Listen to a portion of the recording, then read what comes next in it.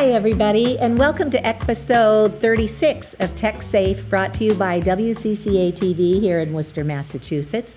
My name is Cece Doucette, and I am the Director of Massachusetts for Safe Technology.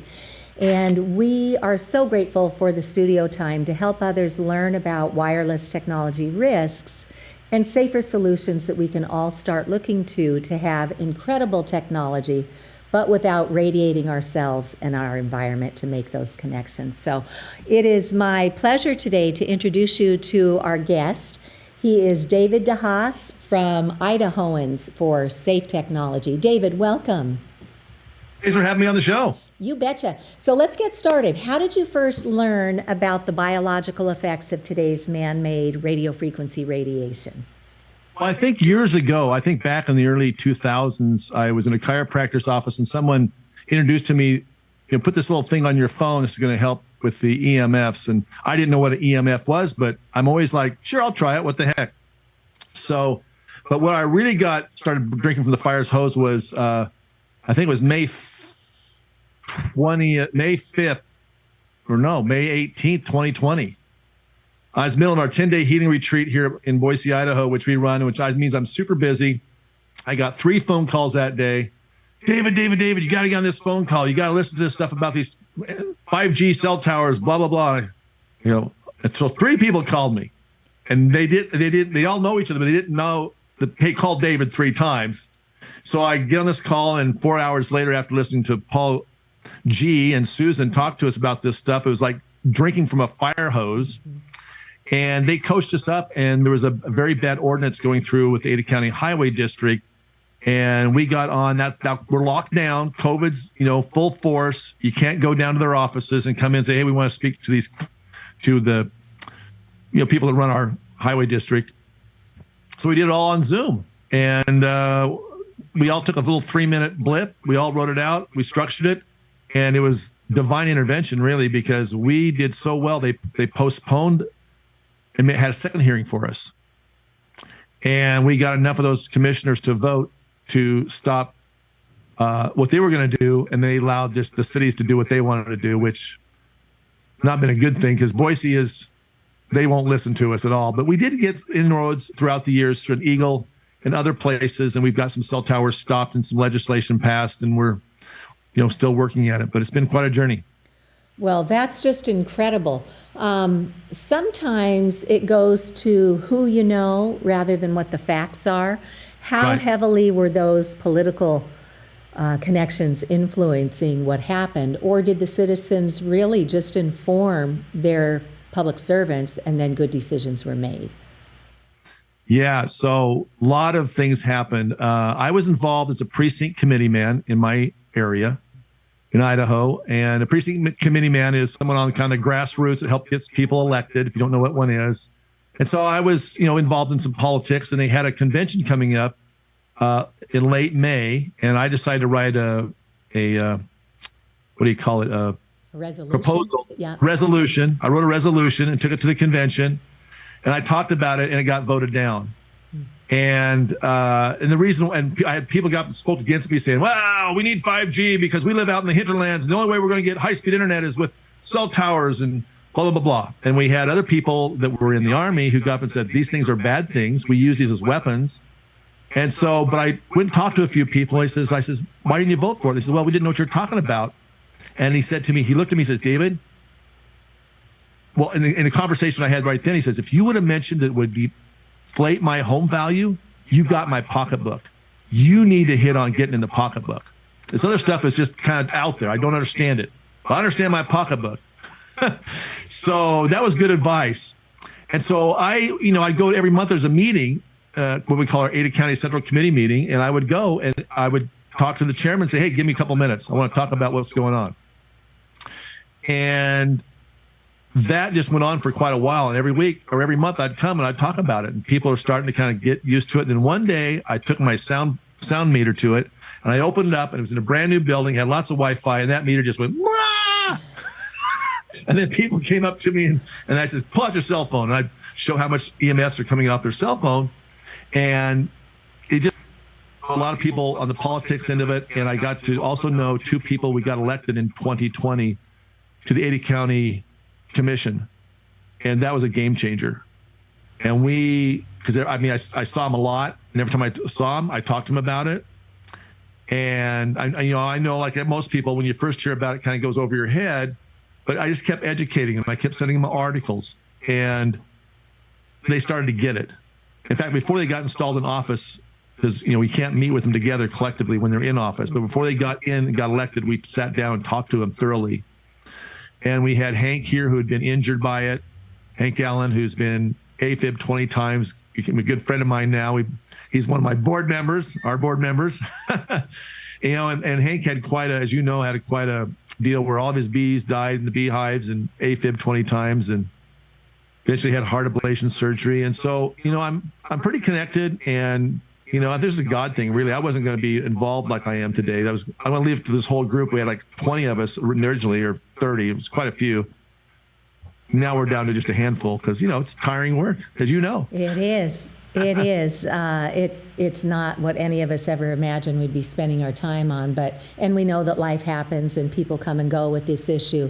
But we're so grateful and so inspired by the work that you guys have been doing. You mentioned Hank Allen, and Hank was my guest two previous episodes. So for anybody who wants to hear Hank's story, he was working out in the Bay Area in California, and he started having heart issues. And he checked himself into the emergency room one day, and they ran tests on him, and they released him, and he drove back home. He was at some distance from his work site. So when he started getting back home, and then when he got up the next day to go back to work, he realized that his heart was going jiggity at a particular place on the highway, and it coincided with right where this cell tower was. So sure enough, every time he passed these really high exposures, his body was taking a giant hit. So Hank's doctor said, there is so much electropollution in the Bay Area, you cannot safely live here anymore. So he uprooted his wife and 3 daughters, and they moved out to Idaho and bought a farm and really tucked themselves into this beautiful new community and farm life, and things were good. He was healing. And then Verizon put a cell tower up 600 feet from his home. So feel free to listen to, I think it's episode 34, and you'll hear Hank's whole story. He's also joining me tonight for our free online educational webinars that we do twice a month through Massachusetts for Safe Technology. So that will be available on video shortly. And then, David, I'm so grateful that you've agreed to be my guest for the second one this month. And that will be on the 27th, Thursday, I think it is, at 1 p.m. your time, Mountain Time, 3 p.m. Eastern. And we'll go ahead and do another full educational webinar. These last about 2 hours, but we take everybody through the science, through the risks, what's happening to the environment, our children, ourselves, and most importantly, what we can do to reduce our exposures to these radio frequency microwave radiations. So you have a really good website at Idahoans for Safe Technology, and I was looking at that this week, and you've got, I think, all of the testimonies. You mentioned that you guys divvied it up when you were testifying before your public hearing, and you divvied things up into like 3-minute segments. Right. Can you tell us what kind of issues you all hit on to inspire others? Right. Yeah, we had to, Paul and Susan really coached us up. But again, you start using words that are the wrong words, like we were concerned, and we learned to cut those out. And we really got honed our presentation. And if you go listen to those, that will, anywhere you're in the country, if you're trying to go to your local council people or 80 county or commissioners or whatever body, senators, representatives, you got to, make it easy, make it simple to understand. And we got, as we did more and more of these testimonials before them, we kind of learned the questions they were asking, and we got it shortened. And we got it very, like gap in coverage. They got to prove that there's a gap in coverage. And, what's the difference between Title I and Title II? And we didn't know when I first started, right? What's broadband? What's internet service versus cell phones and so forth? So we got very succinct at making our points. And on the last, we had a year and a half ago, I think we've had over 6 hearings for one tower that we've got stopped. We got the commissioners to rule, no, we're not going to allow you to put that in here because it's a tower for broadband.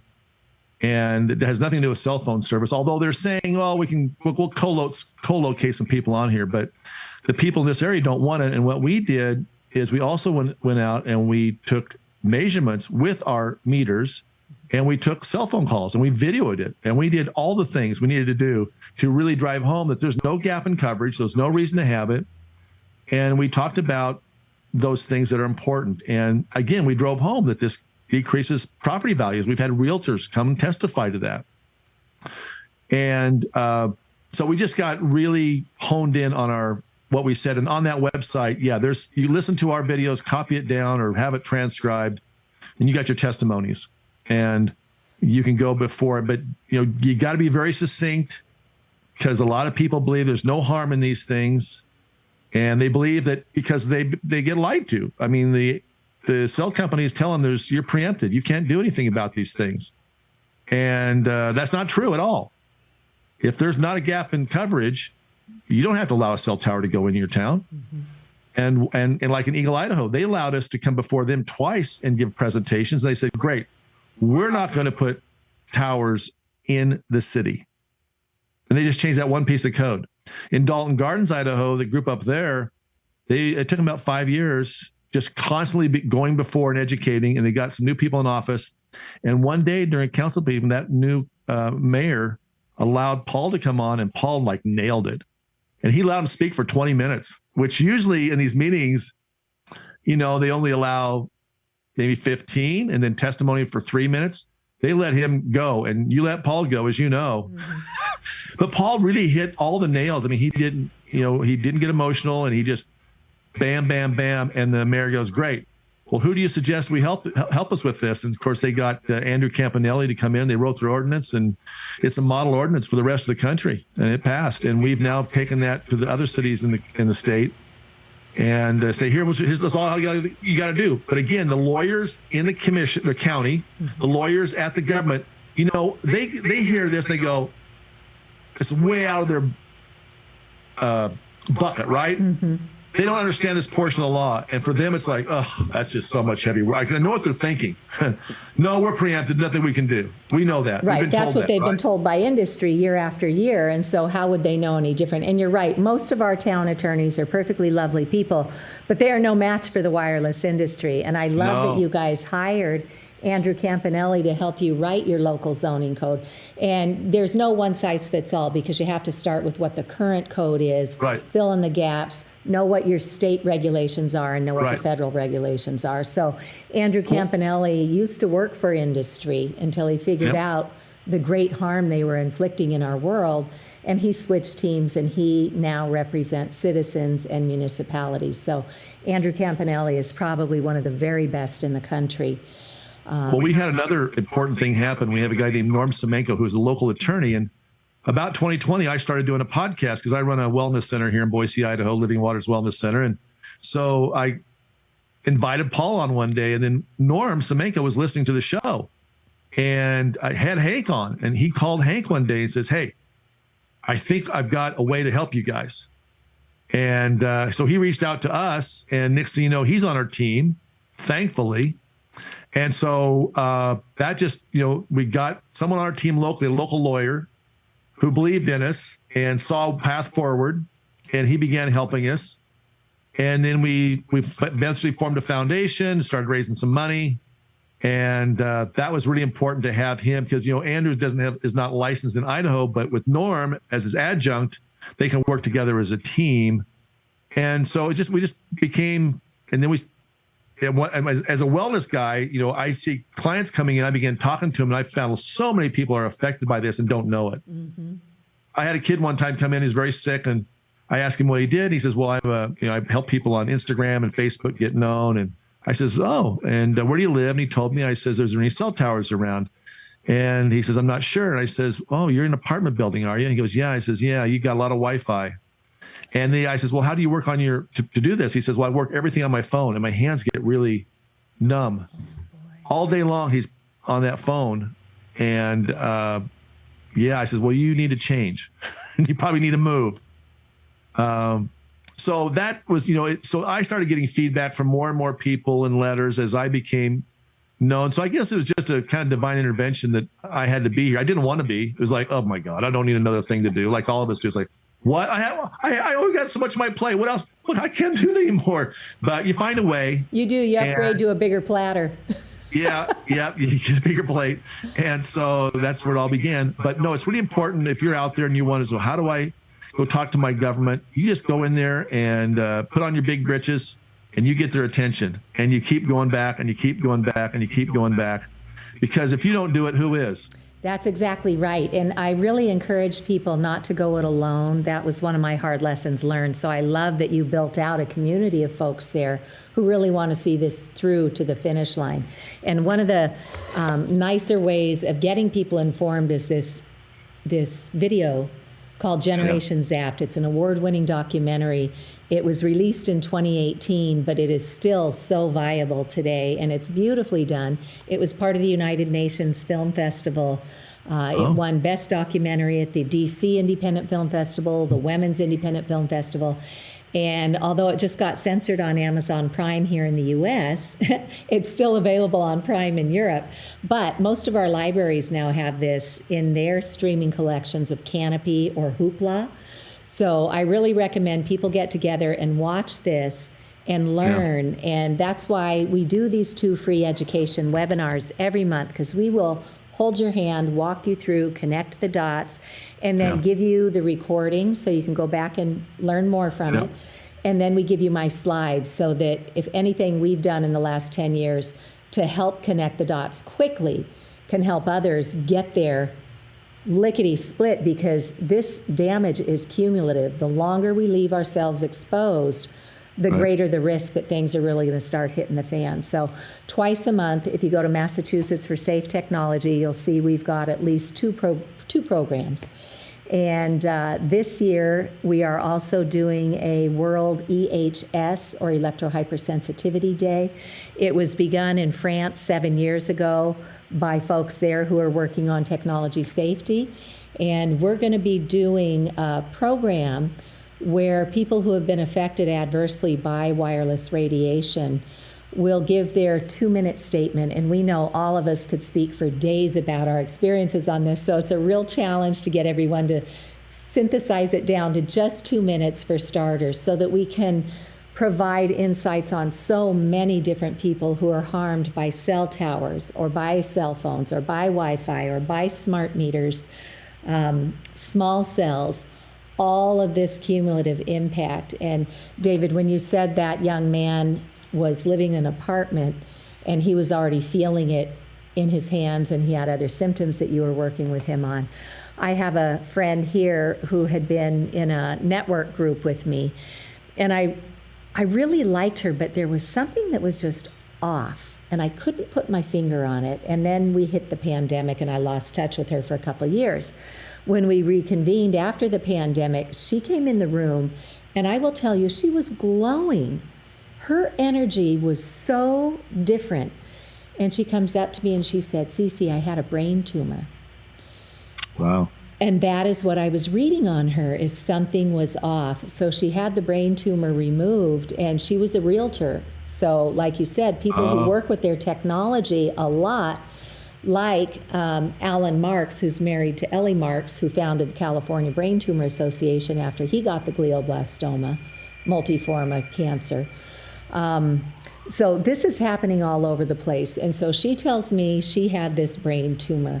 And then she confides that her son, who was 15 at the time, was having severe anxiety to the point where she would be at a meeting with us and her son could not be without her.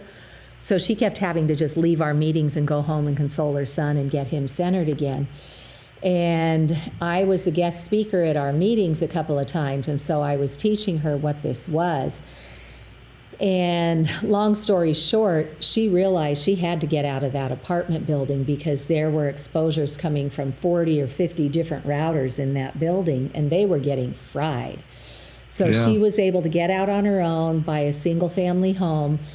And she came to me recently and said, "We've been in this house for 2 or 3 months." And she said, "My son, who was so wrought with anxiety, said to me the other day, 'Mom, I'm done with it. I am done with the anxiety.'"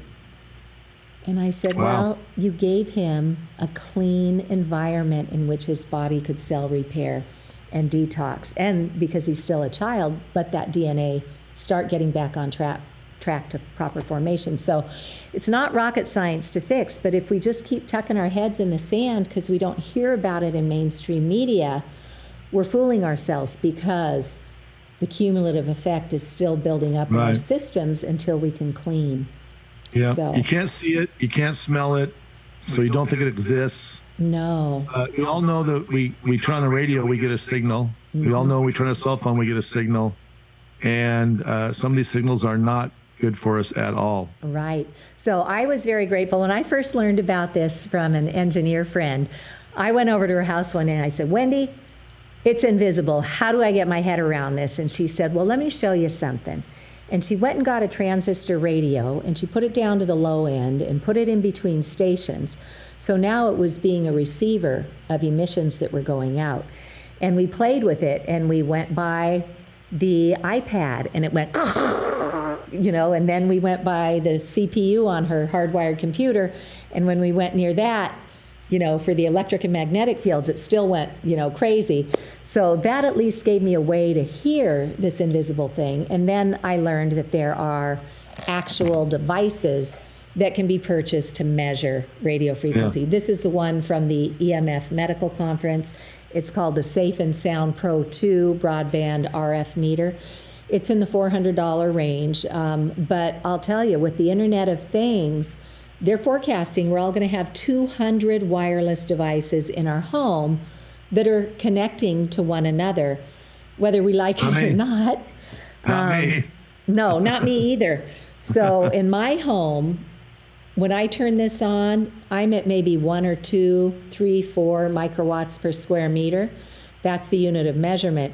In the scientific literature in our sleeping areas, they do want us to be at 10 or less. But when I do demonstrations and I turn on a cell phone, it goes into the millions. I know. And people wonder why they don't sleep well anymore. So Yeah, the cell phone charger. And I remember we went down. I took our local EMF expert, Kathy, down to the commissioners, and we took her meters. And they not only do they have a cell tower right there by the offices for the county commissioners, the corner office is just getting hammered. But they also have a substation.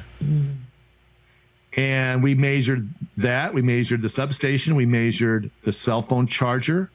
And Commissioner Beck says, oh, my God, I have my cell phone right next to my bed every night. Mm-hmm. Then we went downstairs to the county clerk's office, and this guy's been right against the window for 10 years. And it was I think the number was it 10 microwatt? I can't remember. But safe was less than 1, and he was at a 10. He says, well, what's that mean? What's that mean if I'm at 10? I don't remember the measurement now. Yeah, it was volts per meter on the acoustometer probably. Yeah. Probably, yeah. Anyway, she goes, well, it's kind of like smoking. You're probably good for 20 or 30 years, maybe. And then things are going to happen because he's been in that window for 10 years, 8-10 hours a day. But interesting, all the people within the building, the lower paid workers, were pretty safe. There really wasn't much happening there. But the commissioners, the Ada County assessor, the clerk, those guys, the elected positions, they got the nice window views, and it's not a good view. Mm-hmm. And so we went around, we showed everybody, and it was like, again, you're hearing this. It's like when Columbus came to America, the Indians couldn't see the ships because they had never seen a ship before, right? Until one guy eventually had this epiphany that there's something out there, right? But we know what we know, and what's really sad is we don't know what we need to know. That's right. And mainstream media is by and large owned now by these corporations that promote the wireless industry. So we're not going to hear it through mainstream media. So that's the bad news. They just keep telling us all Wi-Fi all the time. 5G is so amazing. That's the only messaging we get. So of course we go and buy their new technology. But the great news is that the science is so strong today that once you start looking, you will be astounded at literally thousands of studies, peer-reviewed, published all over the world, showing cancers, DNA damage, ADD, ADHD, autism, Alzheimer's at earlier and earlier ages, headaches, nosebleeds, nausea, dizziness, anxiety. It goes on and on because we are biologically electrical beings, and this man-made exposure, electropollution, is overpowering our system. So I wanted to let people know that out on your website, I was really impressed and grateful that you have so clearly spelled out what in the current federal law is there, what the industry tells us it says, and what it actually really says.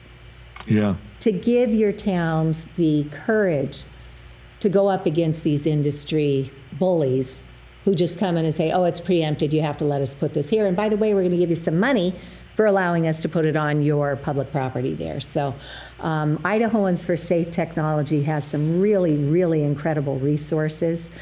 David, we've got about 2 minutes left. What words of wisdom do you have for people who are either getting tired or are just starting this conversation?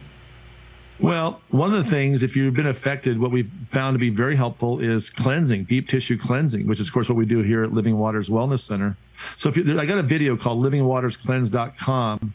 You can go there and learn about detoxifying the body, because I found when you got a lot of heavy metals in the body, you're going to have a lot of yeast candida, and that a combination with a cell tower not too far from you can really put you down. Mm-hmm. You have those molds and toxins in your body. So cleaning out the body is important. And then, removing yourself from the smart meters and all these things. But then the next thing is no one's going to show up. There's no one going to be paid to show up. We're all volunteers. You got to show up for yourself and for your town and for your community and your kids. And so every day that I get down, oh my gosh, I got to go do another presentation or whatever, or I got to go call this guy on the phone and try to get them to listen to me. Just remember, no one else is going to do it. You got to do it. You just got to start learning. You got a lot of support people like Cece. She's awesome. She's got the slide deck that's great. It'll save you a lot of time. We've got our testimonials. So there's a good collaboration across the country. So you've got friends in good places that can help you. Andrew Campanelli's got some great videos. Like 10 minutes is like of just delineate what they can do just with their land use planning. You don't have to have a special code. The Land Use Planning Act in most states can help you tremendously. And we've used that. Very good. Yeah. All right. Well, thank you so much for giving us your time today. I know we squeezed this in on an already very busy, hectic life that you've got going there. We're so grateful for the healing that you bring to our world, and we're so inspired that you overcame your own wellness journey and are stronger and better than ever in sharing what you've learned with others. So thank you. Good luck with the work you guys have coming up this month with the city councils, and we'll stay in touch. Take care, everybody. Have a tech safe day.